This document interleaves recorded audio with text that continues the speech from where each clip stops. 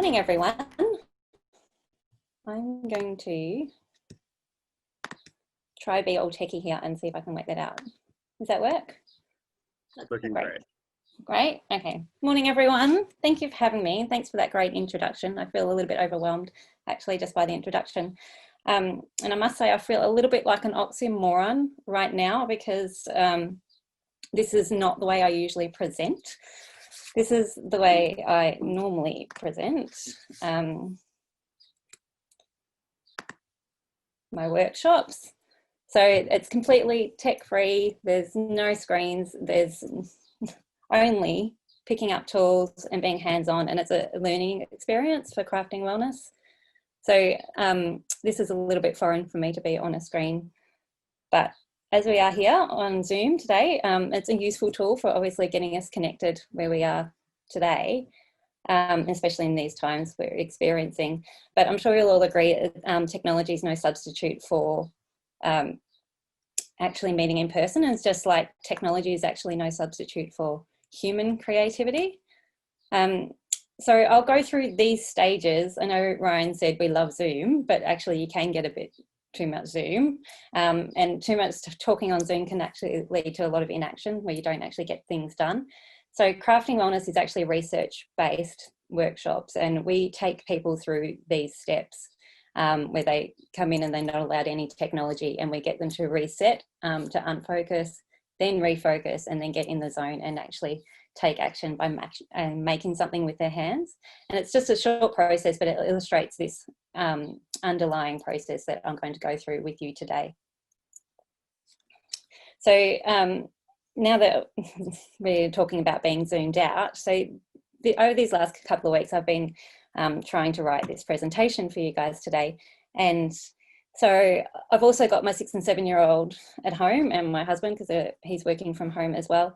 I'd come and sit at my computer and I'd look at my computer and I'll just sort of wait for inspiration to strike. And then I think, oh, okay, I'm not getting anywhere. Sorry, my son's waving at me. I'm not getting anywhere. So I might go down and get a coffee. So I'll go down and get a coffee, and then I might break up a Lego war between my kids on the way. And then I'll come back and sit at my computer again.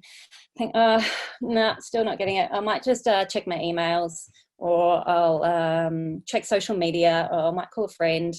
And so between bouts of homeschooling my 6 and 7-year-old and unproductive bouts of the computer, I might get to the end of the day and actually not have anything done, and not feel like I've achieved anything.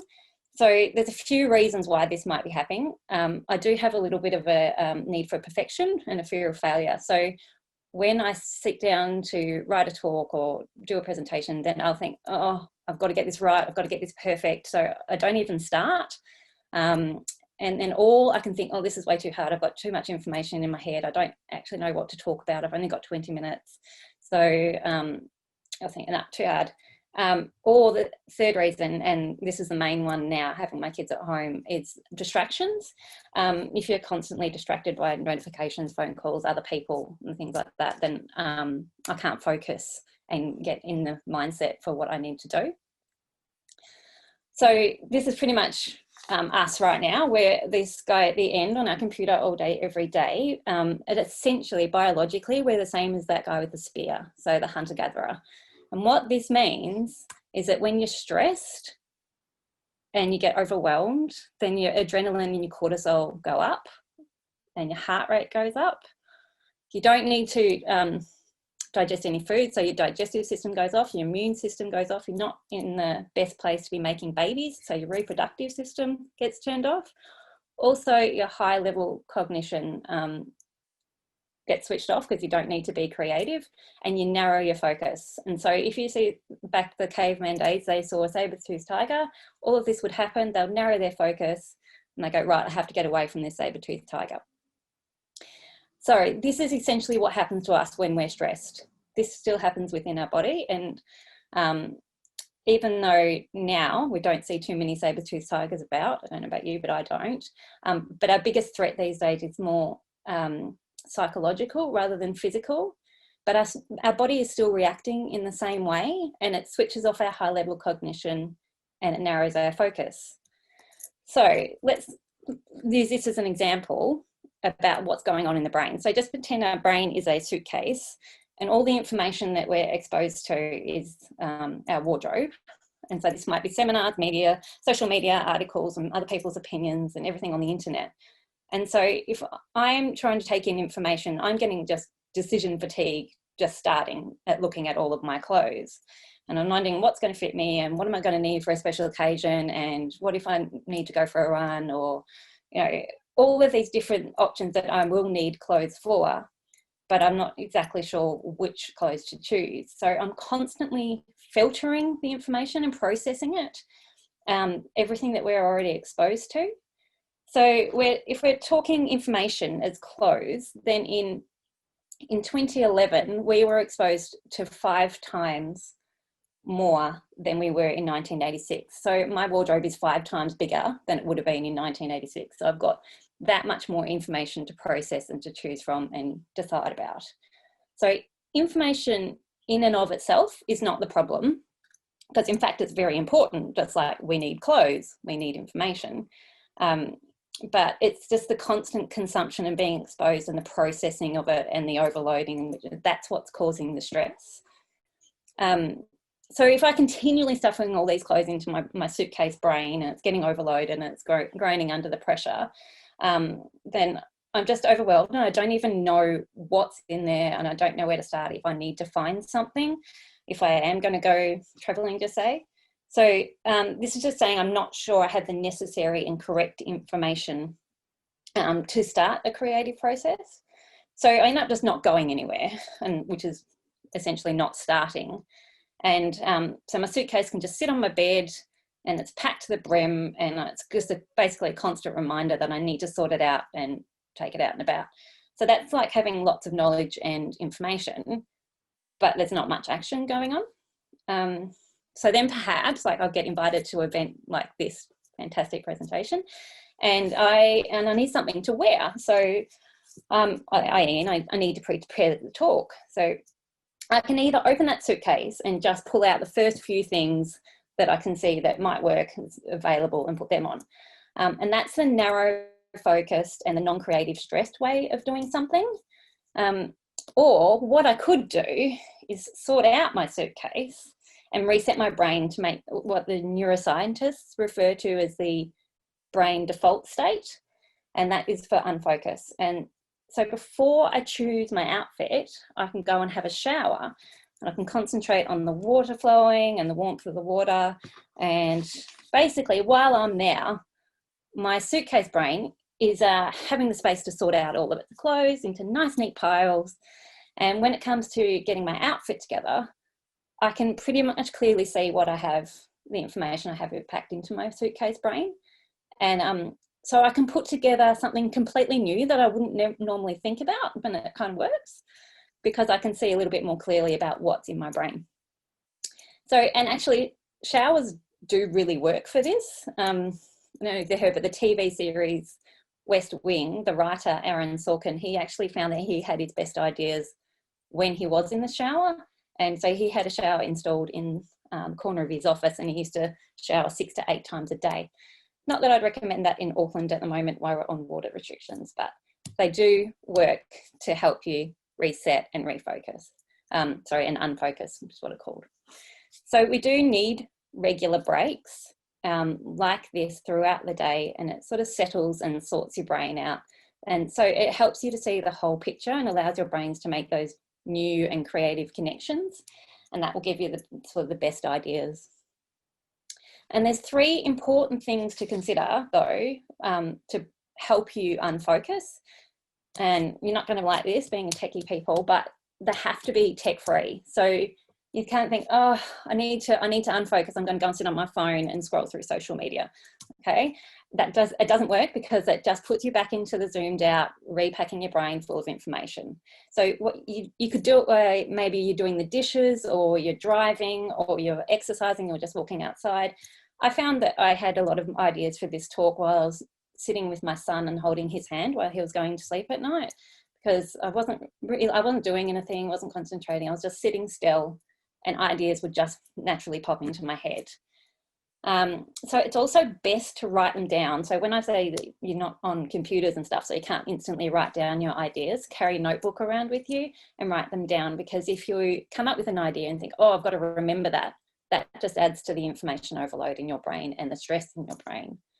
And the other thing is, the other night I didn't have enough breaks and I went to bed, and then my brain started to go through the process of unfocusing, and I was in bed trying to sleep, but it was coming up with all these creative ideas.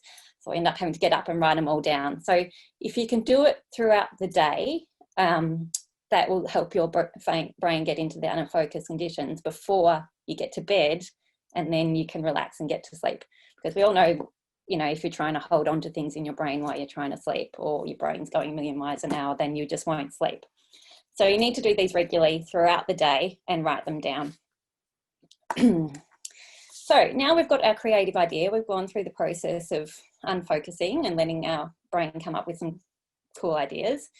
Now we need to refocus, and so we can take action, because a creative idea in your head is just an idea until you actually put it into action. And it's just like that cool outfit that I picked out and I put on, but I'm just staying in the hotel room or staying at home and I'm not going out and no one gets to see it. Okay, so you want that idea to get out there, but you need to take action. And how do you put these into action? You need to focus. So, you know, we've got so many distractions these days. So how do we deal with distractions so that we can get out, start being creative and start making things happen? I've got a little activity for you here. So if you've got a pen and paper in front of you, I'll give you a second just to grab a pen and paper if you haven't got one. This will only take a minute, a couple of minutes. So this is just a little exercise to show you what happens when you are trying to do more things than once, or you're getting constantly interrupted by a notification or things like that. So what we're going to do with your bit of paper, I would like you, don't start yet, I'll start you in a minute. Right, you'll be writing the word multitasking and the numbers 1 to 12 underneath, because there's 12 letters in the word multitasking. Okay, so when I say go, I'll put a timer up. You need to write the word multitasking and the numbers 1 to 12 underneath. When you're finished, just see what time is left on the clock and write that down, and then we'll do something else. Okay, so I'll get you going now. Ready, go.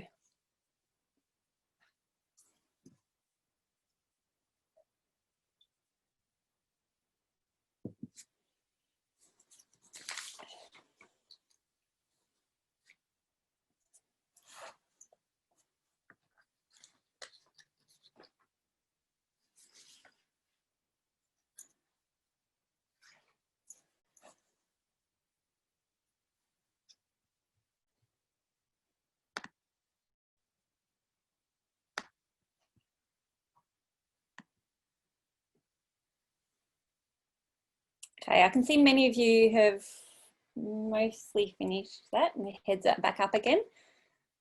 Okay, so this time when we do it, we're going to do the same thing again, and you're going to end up with the same result. But this time when you do it, we're going to start with M, and then 1, and then U, and then 2, and then L, and then 3. So you write the letter, then the number, and you go through the whole process, and you'll end up with the same result, but you'll do it at the same time. So I'll try that again with the clock. And this time as well, write down what time you got at the end. Okay? So ready, go.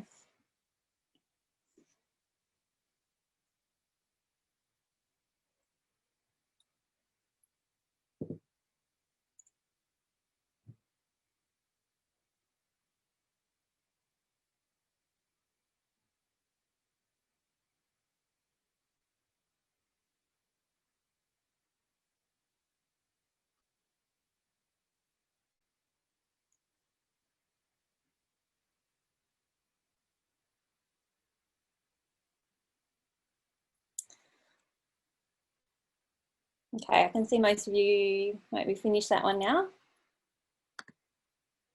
Okay, now I can't hear you all, but usually I'd normally get a bit of feedback about how that experience was. And I've done this activity a few times with a few different groups.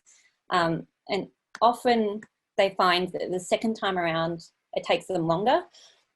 And also it's harder, and it because what it actually is a brain strain. Every time you flick between two different tasks, your brain has to refocus on where you were last time. So if you're going to be doing two tasks, just say for the day, concentrate on doing one and getting that one complete before you start getting onto another one. The other thing is with this, turn off all your notifications, put your phone away if you want to get something done, and don't have your email open, always giving you notifications. Every time your brain switches to something else and then comes back, it gives you a bit of brain strain, and it makes you tireder at the end of the day, makes things take longer, and it's harder for you. So that's just a little task to show to you that you need to be able to deal with distractions if you want to be able to concentrate and focus on what you're doing. And this is why the crafting wellness workshops, where you get people to physically turn their phones off and put them away, and then they can't be distracted by anything else other than what they've got going on at the time. So what other conditions do we need if we want to get completely zoned in and focused? So we've talked about distractions. You need to know what you're doing and how to do it. You need to be getting continual feedback, know what direction you're going in, and you need to have the challenge in front of you to be quite a good challenge, but you need to know that your skills can match that challenge. So this area is has been the life work of the Hungarian-American psychologist Csikszentmihalyi, and Csikszentmihalyi was particularly interested in creative types, so like musicians and scientists and artists, and their ability to get completely lost in what they were doing, to the point where they would forget to eat or sleep. And Csikszentmihalyi described what it takes to get into the zone, and he called it flow. So we'll look a little bit more about the high perceived challenge and the skills with this graph. So this is Csikszentmihalyi's graph where he described what you are doing is, so that will be the challenge, as opposed to what skill level you have. And he found that the people, the artists and so on, who really completely got into the zone and in flow, they were doing a fairly high challenge, but their skill level was able to match it, or it was even slightly lower. So they were kind of growing as they were going through the process. So if you feel like you don't have the skill level to match what it is that you're doing, you're going to feel anxious. Okay, so this is where you start thinking, oh, this is too hard. I can't do this because the challenge is too hard for my skill level. Whereas if your skill level is quite high and the challenge that you're doing is low, then you might feel a bit bored by the activity. So the key here, if you want to get completely in the zone, is to make sure that you've got the skill level that is capable of being able to achieve that, that challenge.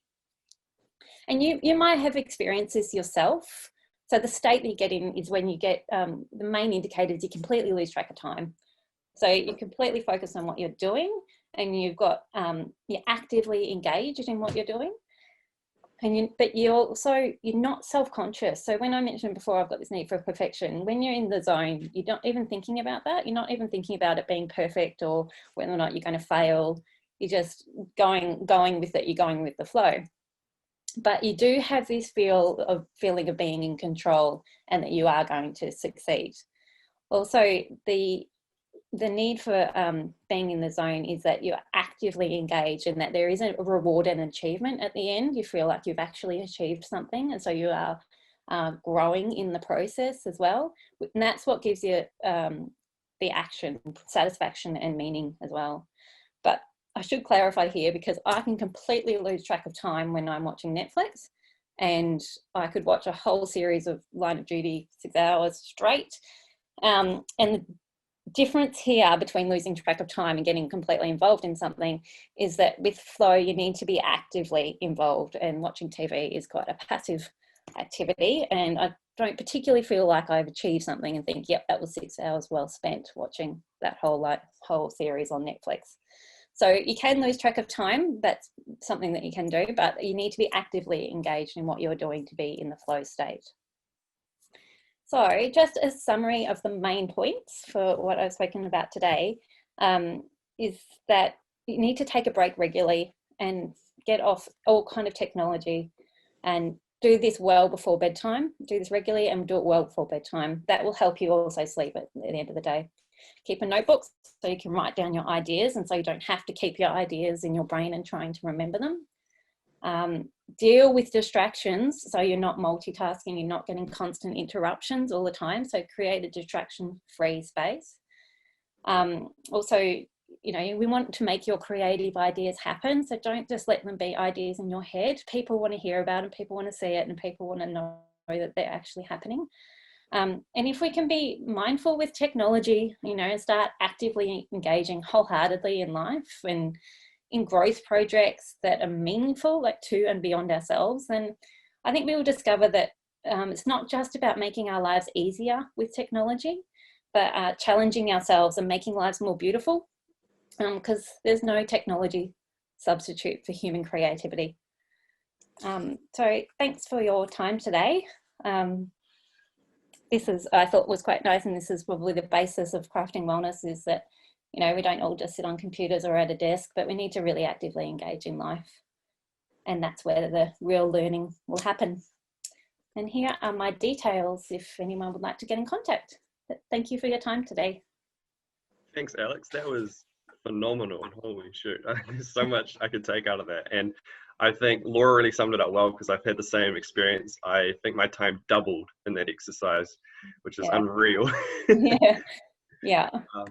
But I'm going to pass it over to Laura, because we've had quite a few questions come through, and she can definitely reload those back. Okay. Cool, thanks, Ryan. Oh my gosh, yeah, just echoing that, Alex. That was actually my second time doing that activity with you, and it still just blows my mind the difference that it makes. It's such a, and people in the chat were just saying it's such a great way to really articulate that. So we do have quite a few questions, so we'll give a call out to the room. Obviously, if you need to go to work or anything, feel free to drop off. We will continue to record so that you can see these afterwards. Cool. So the first question was from Haniel. Do you run your workshops nationwide? No, not at the moment. We're based in Auckland at the moment, but I've got a colleague in Christchurch who we're talking about trying to get them running in Christchurch as well. There's a possibility that I might be traveling down to Wellington at some point, so I might offer them in Wellington as well when I get down there. But no, not at the moment. It's mainly in Auckland. Yeah. Awesome. And then we've got one from Jen. Is there a recommendation for how many breaks someone should have throughout the day, and for how long for? And then on that, do you have any, is there any research that backs us up, because she wants to use it to convince busy leaders and people? Yeah. I'm not specifically aware of the actual research on that, but I think what would be the main point though is that if you are still going back to your computer and you're still stuck, then walk away and go and have another break. And like I said about Aaron Sorkin, he had 6 to 8 showers a day. So he would be having that many just to be able to get his creative ideas going. And the length of the break, I guess it doesn't really matter. If you've sort of sat down for 5 minutes and you're still having ideas, that's fine. But yeah, there was something I was going to say about that. Sorry. How many breaks, or? Yeah, how many for how long? So how many for how long? Yeah, I guess they have to serve their purpose as well. There's a saying that says, you know, you shouldn't meditate for 10 minutes a day unless you're really busy, and then you should meditate for an hour a day. So I think whatever it takes for your brain to feel like it has unfocused. So if you've gone meditated for 10 minutes and you feel great and you feel unfocused and you feel like you can get back into it, then that's enough for you. But if you are still there an hour later, still stressed, still, you know, that kind of thing, you need to keep going with more regular breaks and more lengthy breaks. So, I mean, it's an individual thing about how knowing your own brain and knowing when you still feel stressed, I guess. Cool. Jill has just asked for a reminder on what the conditions for zone in were again. If you list again. Yes. So the conditions are, I can probably put that, can I put that screen up again for you?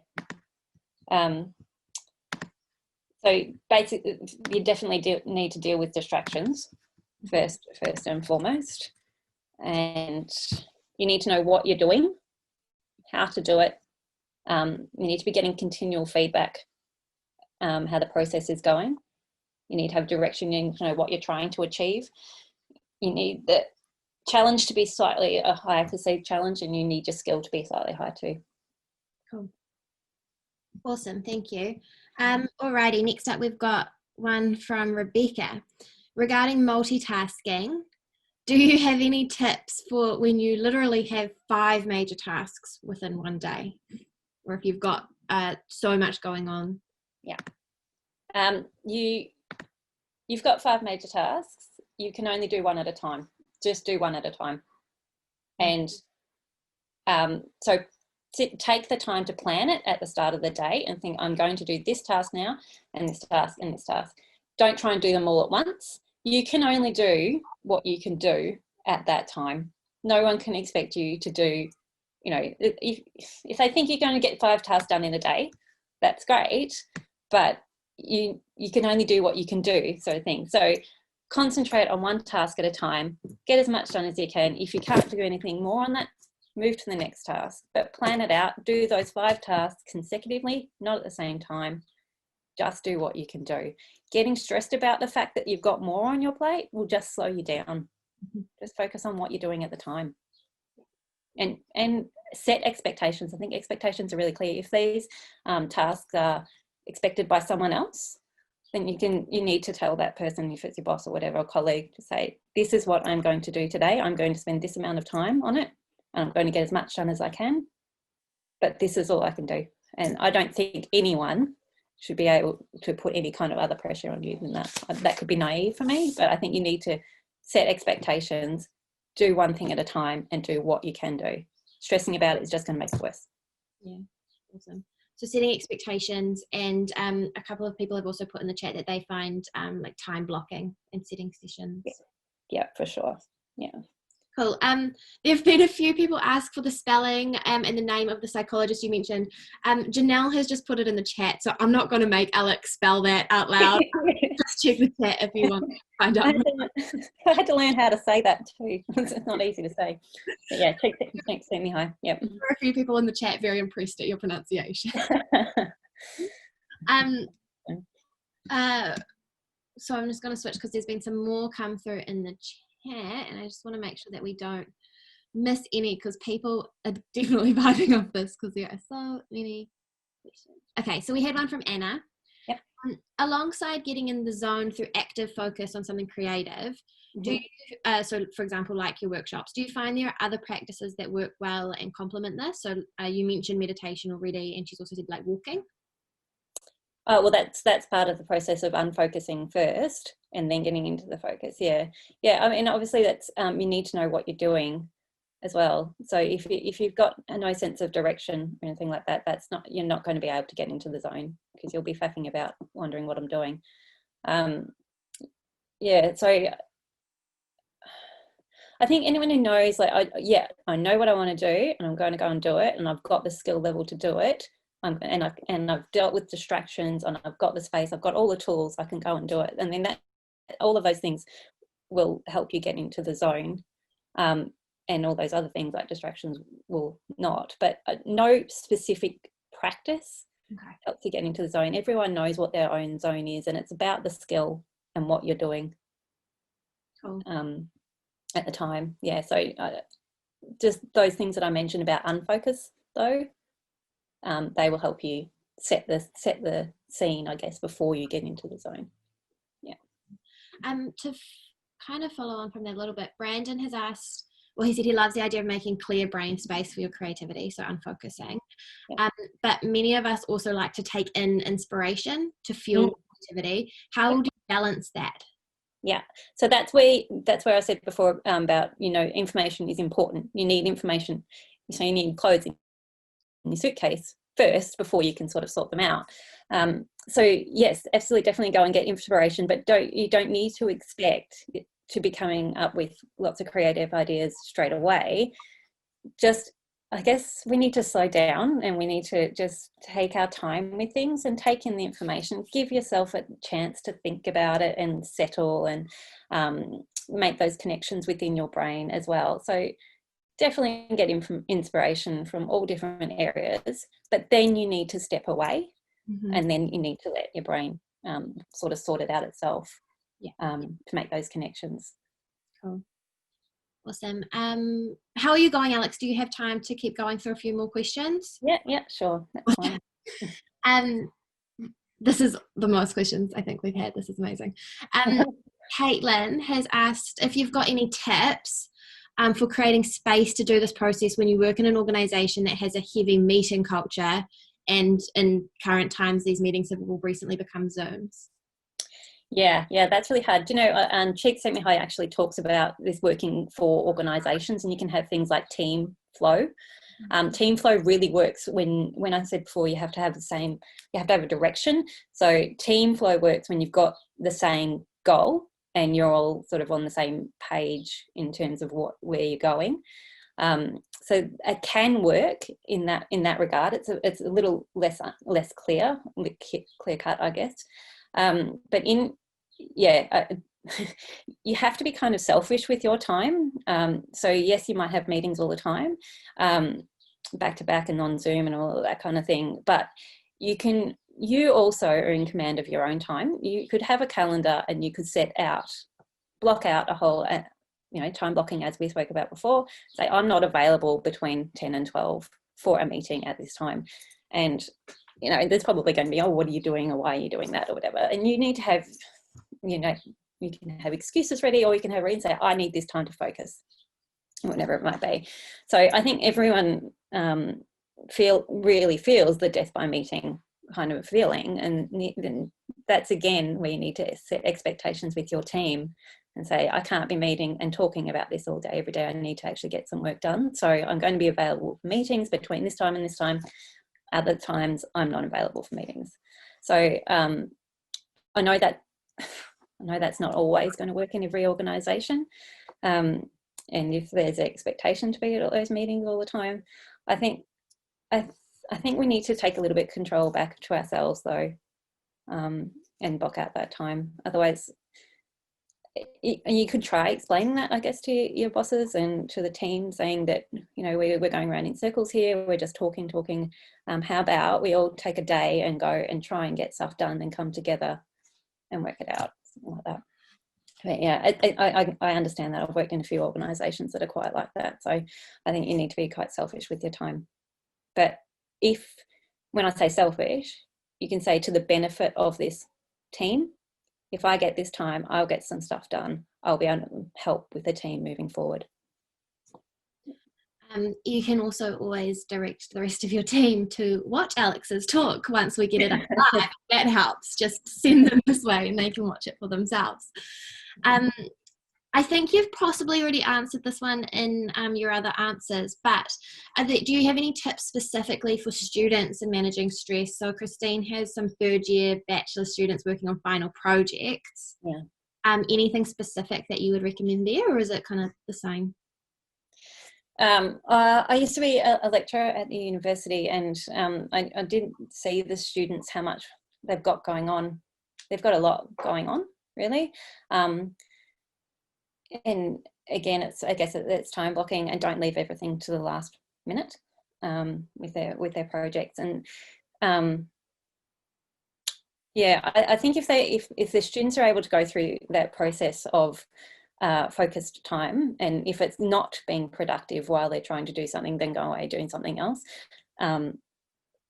Don't spend all their time on social media, which I know a lot of students do. So again, it's the same process that I've gone through today, really. For those students, you can only do what you can do. If you've got an assignment, then make a start. That's always a good place to go, is just make a start.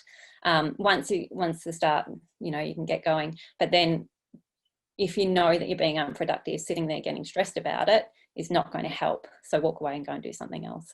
But good time management and setting early expectations for yourself and being kind to yourself, knowing that you can only get done what you can get done. Yeah. Cool. This next question is from Charlotte, and it's a great question. So you put up that kind of matrix of skills versus challenge. Yeah. But what Charlotte's actually asked is, how can you help to override an anxiety loop if you know that you have that skill, but you've got that anxiety? If you know you have the skill already. Got the skill and kind of your self-doubting or... Yeah. And so the challenge that you're doing is feeling like it's just too hard. Something. Yeah. If you know you've got the skill, then that's a different kettle of fish, I guess. And that is a confidence thing rather than anything. And the anxiety comes from other expectations, and sometimes it can be the need for perfection as well. And that's again where you just need to make a start, whatever it is that you're doing, and knowing that it's going to be wrong. Any kind of design work, I don't think anyone who's designed anything ever has got it perfect first time around. So you just need to make a start, and that's often when you break through that anxiety barrier to start with. You know you've got the skill already, so you're just going to have to you'll have to back yourself. But it's that need for perfection at the start that will stop people and give people anxiety from even getting anywhere. So that would probably be the number one.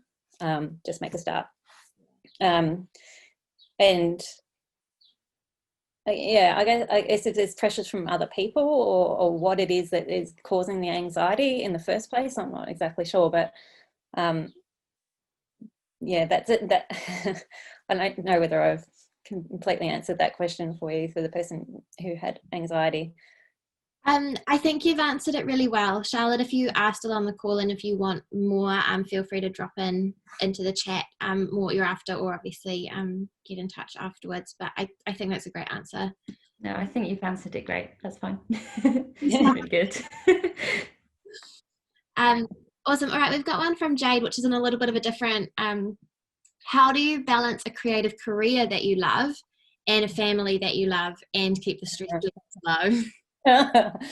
Oh wow, that's a hard one, because I know exactly what you mean. Actually, when my kids are at home, I wanted to do some stuff on crafting wellness, and I realized I started doing it and they wanted to get involved too, and they'd pick up all my tools, and I was just getting so frustrated and I wasn't getting anything done. So I realized at the time, this was in first level 4 lockdown, that I just wasn't going to be able to do my crafting wellness with the kids around. So it basically comes down to mindfulness. And so when I was with my children, and maybe in the background I might have a few ideas going on about crafting wellness, but I wasn't trying to get crafting wellness done at the same time as looking after the kids, because that just left a frustration. Kids get frustrated, I get frustrated, nothing ever gets done. So again, it comes down to focused time and being mindful on what you're doing at the time. So if you do need time on your creativity while the children are around, or you need to be able to try and entertain the kids at a time, explain to them, I can do this with my 6 and 7 year olds. Say, I need to do this. I'm going away for half an hour, go and play on the trampoline or something. So you need to block out that time again. And the thing is, with creativity, it doesn't always strike at the right time. It's not a 9 to 5 thing. Like when they're at school, I can get all my creative work done while they're at school. So that's when, if you've got the children at home, you've got to, I focus on them. And if I've got a creative idea, I'll write it down and I'll attend to it later. And the problem is you've only got a certain amount of time. So when you've got that time, use it.